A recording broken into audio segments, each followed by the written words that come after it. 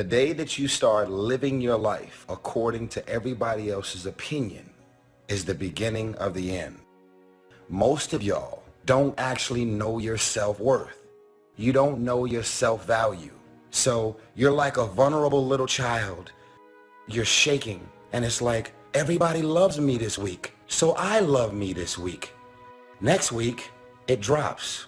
So now you're running around insecure and not loving yourself, sad and depressed, based on the feedback, the responses, and the energy that the rest of the world is giving you.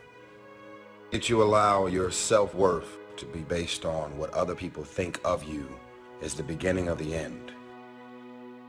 I love me, so the day that you decide to stop loving me, I'm not gonna love myself any less.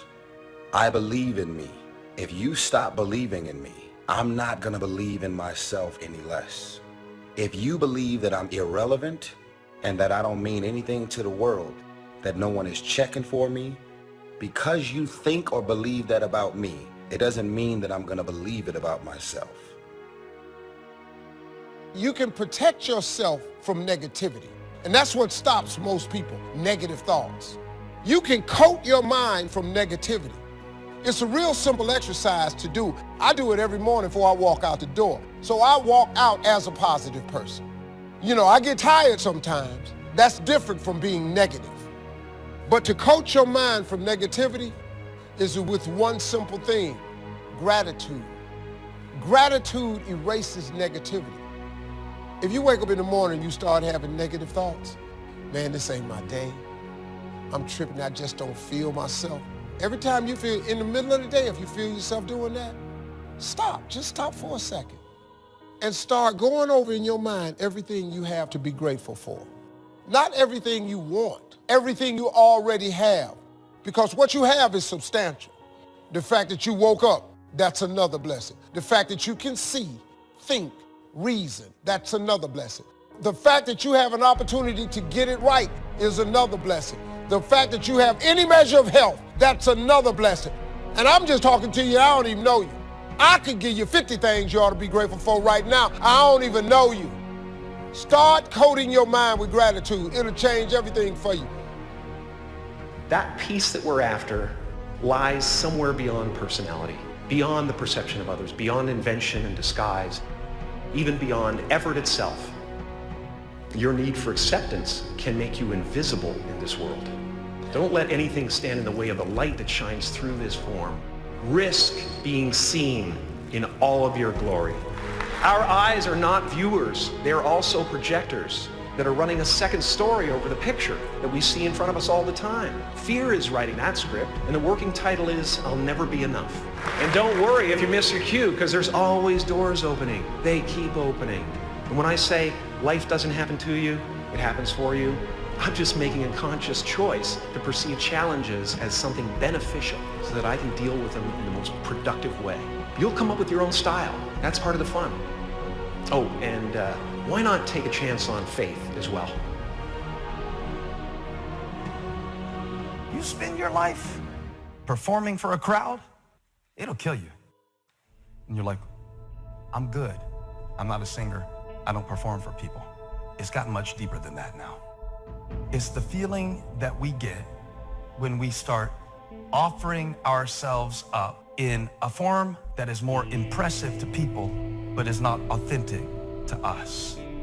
Is the mode that we all get tempted to get into when we start trying to bring a version of ourselves to a situation that we think will make a good impression. Sometimes you can really be functioning in a role, but deep down feel like you are not really capable and you are not really worthy of the role. And so when people give you a compliment, you can't even receive it because it feels like they're talking about somebody else.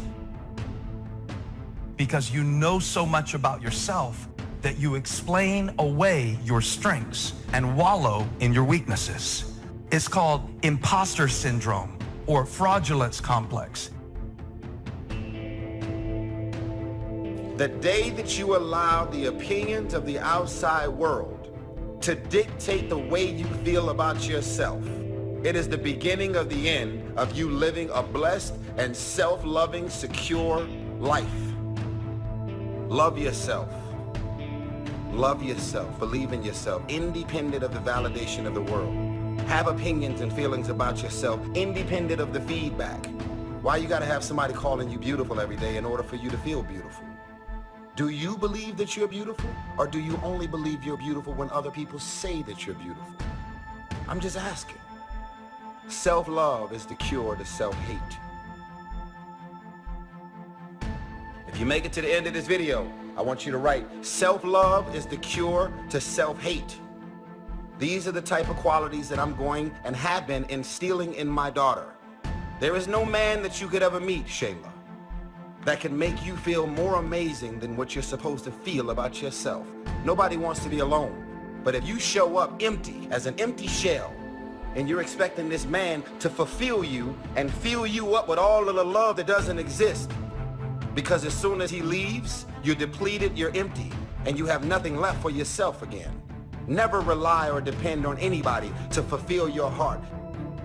I love me even if you stop loving me. I'm amazing when you don't think I'm amazing. You can say the nastiest, meanest, evilest shit that you could ever conjure up. It will never change the way I feel about myself. I'm telling you, that's the way I live my life. That's how I feel about me. It's something in me that says, I need to do this. So that's the first voice. But we've trained ourselves to ignore this voice and listen to the second voice that I believe is a collection of the average society. It's what we learned. It's the practical voice, the should voice. Whenever you say I should do, where are you getting that from? What society says. Well, we forget society's kind of crazy. There's a lot of unhappy people there, a lot of addictions, a lot of stuckness. It's like, why are we using them as the bellwether that we should get our advice from, right? So this first voice goes, I think we should do this. And we go right to this voice that says why we shouldn't. So for instance, there's many people that feel guilty about something. If you actually go to your heart, you can understand at a true level why you could have done something like that. Everyone can. But what causes our pain is trying to get society to understand why we did something. But the collective society isn't at a consciousness where they've forgiven themselves for anything. So there's a lot of judgment you'll look at in yourself if you look at yourself through society's eyes. The labor, the work. Some people go for affirmations, but see that I do believe in affirmations, but here's the key on affirmations, and that is to affirm the truth. Affirm the truth. If you're broke, best thing to affirm is, I am broke. You put that up on the refrigerator where you can see it every day. It'll drive you to sign up for a class to learn a skill so that this doesn't happen anymore. Now, if that doesn't do it, reaffirm and put this up there. I'm 40 and broke. That's a lot more alarming. Something might be wrong with your philosophy, your policy, your plan, and your strategy. So, affirm, yes, but always affirm the truth. Here's what the old prophet said. The truth will set you free. Now, here's the freedom of the truth. Number one, freedom of the truth. To correct old errors in judgment. That's the freedom of the truth. Because if you don't speak the truth, then you're likely not to correct the errors in judgment. If something's wrong, but you say, hey, it's fine, it's fine, it's fine, how are you going to correct the errors in judgment that made it wrong? See, you can't say it's fine, it's fine, it's fine, and finally it turns out to be fine. Say, no. The only way to go from wrong to fine is not by affirmation. The way to go from wrong to fine is to figure out where the errors in judgment were by speaking the truth. Something's wrong here. Finding out what's wrong, making the changes. Now it can go from wrong to fine. Here's a good phrase. Affirmation without discipline is the beginning of delusion.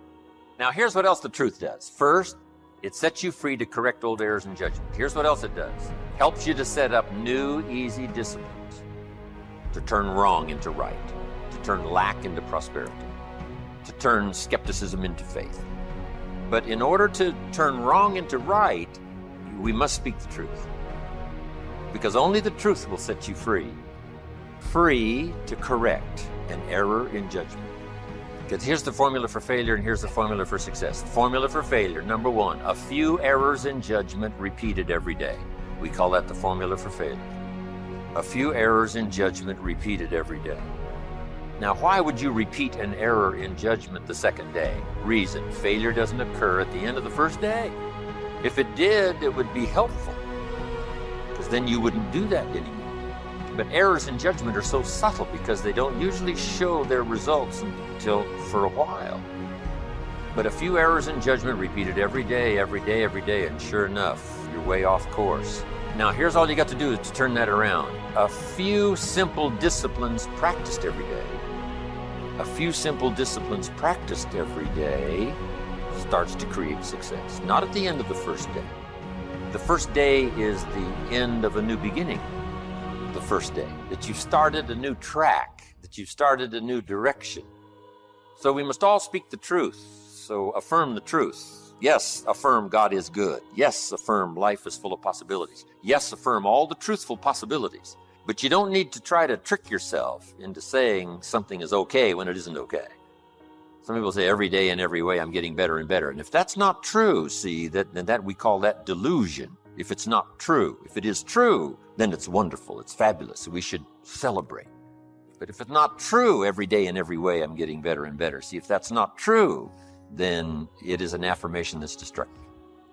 So just affirm the truth. The truth is I lack some skills to multiply my income by 10, which I wish to do in the future. I need to learn the skills. Affirm that you don't have the skills, so that it'll drive you to get the skills because you want to multiply your income by 10. Yes, it is true. All things are possible to the believer. It is true. Errors in judgment lead to devastation. We don't just need the truth. We need the whole truth and nothing but the truth. Here's what we don't need: delusion. You don't need delusion in order to try to make something out of nothing. All you need is this simple little formula to imagine, because imagination is so powerful. It's the beginning of creating all things that we see.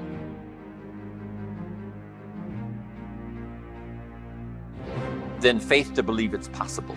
It says what? With faith, everything's possible. Without faith, nothing is possible.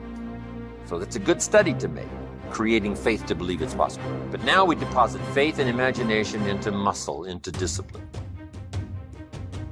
Michelangelo was a genius, but it wasn't his genius that created this famous sculpture. But his genius was so strong and he believed in it so thoroughly that he picked up the chisel and the hammer. And it was the muscle and the chisel and the hammer that created the sculpture. And without the discipline, there would be no sculpture. But if you take your genius, if you take your ideas and your inspiration and your excitement and translate it into muscle, if you want good health, you can study every book there is, and you can believe that it's possible to be healthy. But until you fall on the floor and start doing the push-ups, until you jog around the block, right? Until you start working on your good health, working and laboring. Labor pains, we call it. So add this to your repertoire of good ideas. New life only comes from labor. Now, some people try to create it with affirmation, but it doesn't work. New life only comes from labor. That's why we should devote most of our time to labor, because it's the miracle creator. It says 6 days labor and 1 day rest. Don't get those numbers mixed up. And here's why. It isn't rest that creates the miracle. It's labor that creates the miracle. And you just go right down the list. Labor creates the miracle of a career. Labor creates the miracle of a hotel. Labor creates the miracle of a fortune. You can have plenty of miracle. You don't need to engage in delusion. Just engage in reality. And here's what's real. Imagination, supported by faith, invested in labor, works miracles.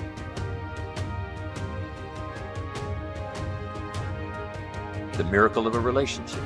The labor of my language produces the miracle of sight. Being able to see things you couldn't see before. If I labor well enough with the vocabulary and language that I've got, describing the value of my own ideas translated for you, maybe it'll help you to see something today, tomorrow, that you've never seen before. So the labor of my language, the work, and lecturing is hard work. They say 1 hour of intense lecturing is like digging ditches for 8 hours. The intensity and the energy and the vitality it takes, right? You just become almost exhausted sometimes in laboring with words to get your vocabulary out there where it touches someone's consciousness so that they can see something they've never seen before. And we call that miracle stuff. I don't know how it works. You don't need to know how it works. All you need is a simple analysis like this.